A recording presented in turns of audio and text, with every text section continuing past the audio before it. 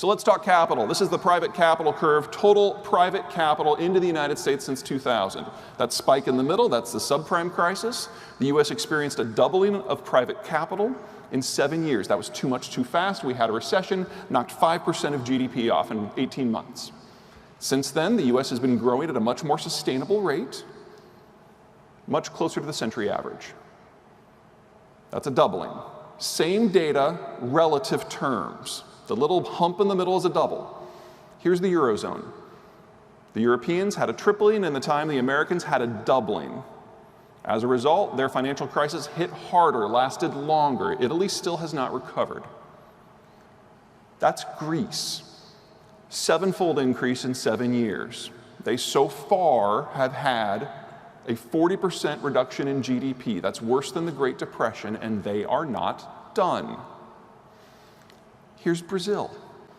Not as bad as Greece, but still not great. This is what a lost decade looks like, and that assumes they get the politics right. Spoiler alert, they're not. I don't know how many of you follow Brazilian politics. I find it delightful. They had a presidential election last year in which the two final candidates, one was campaigning from prison where he had been convicted of corruption, not indicted, convicted. You can still run. And the other dude at one of his final public rallies said that the real problem with the Nazis is that they were just far too soft on their domestic foes. Why don't we go ahead and pencil in a second lost decade for Brazil? Here's India and Turkey. Two countries who have already elected ethno-nationalist leaders who don't think twice about spawning race riots that kill a couple hundred people a pop when they feel it serves their tactical political purposes. They have yet to begin their credit adjustment. And then here's the People's Republic of China. Let me bring that down for you. Yeah, China is now the most overcredited country in human history in both absolute and relative terms. You've all heard about the tightening they've done the last few months. That's that little bit of fallback at the top. Yeah, that's not going to end well, folks. And at this time of transition, who has the guns really matters. Now, on the right, you've got a traditional jump carrier. On the left, you have a super. In the deep blue sea, it takes 7 jump carriers to stand up to 1 super. There are 21 jump carriers in the world. 11 are American. There are 11 super carriers in the world. All are American. At current rates of global naval buildout, the combined navies of the rest of the planet will roughly equal American naval power in the year 2240. As an American, I don't lose a lot of sleep over this. But consider this. The United States is the only country that can theoretically support something like the global order. And now it's a country that retains the capacity to kick in any door on the planet whenever it wants, and not care about what happens the next day. The United States is shifting from the greatest source of stability to the greatest source of disruption. But it doesn't have a policy to guide that at present. So let's run through what's going on in trade. 4 big issues going on. First of all, energy. The United States will become a net exporter of every source of energy product by the end of this year. And the cost of producing in the American shale fields will be below Saudi Arabia by the end of next year, which means that the Americans look at energy markets differently. It used to be that stability was good to keep the markets in place, which was good for the American consumer. That relationship no longer holds. All of a sudden, deliberate disruption in energy markets is good for American business, because the US president does not require approval from Congress to allow or disallow crude exports. I strongly suggest you look at what's going on in Venezuela and Iran in that light. Disruption is now good for American business. Next up, steel and aluminum tariffs, automotive tariffs. You may have noticed that the Trump administration has not withdrawn any of the tariffs in those categories that it has imposed, even when it finally gets a new trade deal. They are being held in reserve as hammers to force cooperation on whatever the issue of the day happens to be. It's the global order in reverse. It used to be that the United States would sacrifice economic access in order to achieve security preeminence. Now the United States is acting almost neo-imperially when it comes to trade talks and holding these tools back for whatever it needs at any given moment, ally or enemy. And then finally, there's currency markets. This is a pretty savvy crowd. I don't have to go into the guts of this, but let me kind of break it down real fast. There's a three-step process in currency trade and manufacturers trade. If you are, say, Argentina and you're selling a load of goods to Thailand, you don't get paid in Thai baht because no one in Argentina has or wants baht.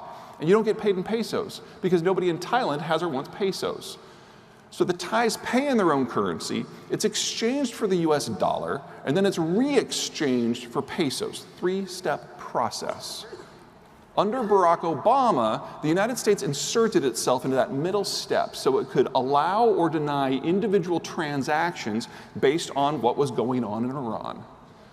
The Trump administration has taken those tools and amped them up so it can allow or deny all transactions from the bank or even country of choice. This does not simply deny that entity access to the American market, but to all global trade. And since the United States isn't a trading nation, the impact on the American consumer is minimal. The guy using these tools is Robert Lighthizer.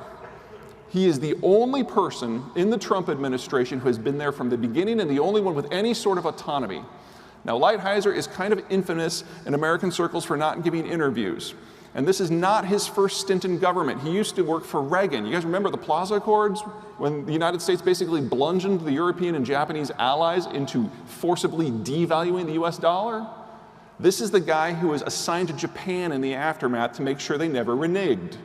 And whenever he got his marching orders from the White House, he'd walk into the Japanese Ministry of Finance, lay out the American position, and when the Japanese issued their rebuttal, he would take off his translator microphone, take it apart, have a little G.I. Joe war with the pieces on the desk while the Japanese spoke. And when they were done, put it back together, put it on, and say, well, that was riveting, but we're going to do it my way, right? This is the guy in charge of the trade talks. This is the guy who's hosting the Chinese in Washington right now. So let's go through the trade talks. First up with the Koreans. At his first opportunity, President Moon of South Korea walked into the Oval Office and said, there is no version of a future without America in the world where my country survives. So you want to renegotiate the Chorus trade deal? Fine. What do you want? We will cave on everything. Didn't have a choice. Now, was that enough? Is this new deal enough to make sure that when the rubber hits the road, the Americans will be there? President Moon doesn't know. Donald Trump doesn't know. No one knows. But I can guarantee you, without that trade deal, there would have been no chance at all. Next up was Mexico. Now, the guy on the right, that is Manuel Obrador. He is kind of the combination of the blind ideology of Jaroslaw Kaczynski of Poland with the ego of Emmanuel Macron of France, with the body of Angela Merkel of Germany, the organizational skills of any random Italian, and the math command of Jeremy Corbyn, all in one dude. And when he became president, he was elected in a landslide, and everyone was convinced that there was going to be a pissing match between him and Donald Trump because they're both nationalists. But ironically, therein lied the opportunity.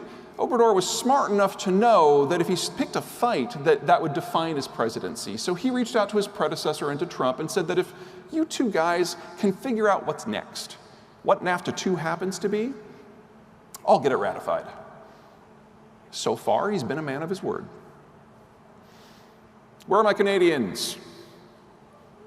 Wow, security here sucks.